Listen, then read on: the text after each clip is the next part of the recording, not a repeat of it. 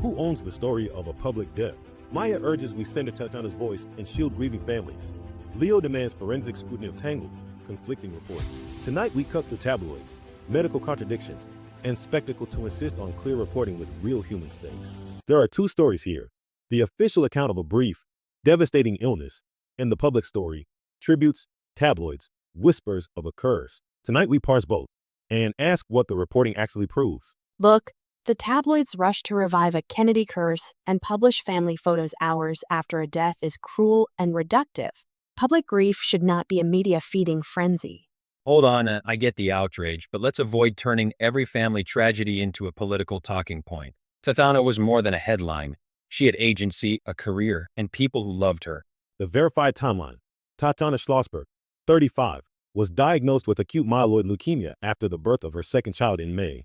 She underwent chemotherapy, stem cell transplants, and experimental therapies, and died on December 30th, 2025. She wrote, could not believe that they were talking about me, and feared her children might not remember her.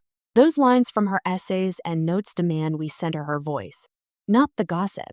And remember her work. Award-winning climate reporting, the book Inconspicuous Consumption, and clear journalism that stood on its own. Reducing her to family lore erases that record.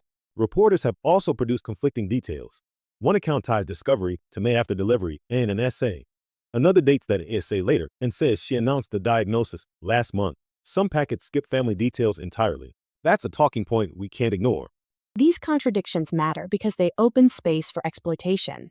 When facts are fuzzy, tabloids fill the gaps with spectacle, photos, speculation, even revived superstitions about a curse. That's harmful to survivors and to truth. I agree the speculation is tasteless, but the other side is public appetite. Audiences click, share, and amplify. We can't absolve readers of responsibility. Demand for better reporting starts with consumers demanding better. On the medical front, the record we have mentions a rare genetic mutation, 2 transplants including one from her sister, and experimental immunotherapy. Those specifics deepen the story, but they also raise questions reporters should still answer. Beyond the unanswered medical details, there's a larger loss. A journalist who planned to write about the oceans and who translated climate science for readers. Her work merits remembrance, not indignity. And families balancing public legacies with private grief deserve boundaries.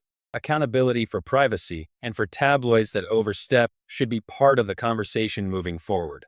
As Mutt argued earlier, we must center Tatiana's voice and work. We'll keep following the facts, press for clarity on the contradictions, and in our next episode examine the lines between public interest and public harm.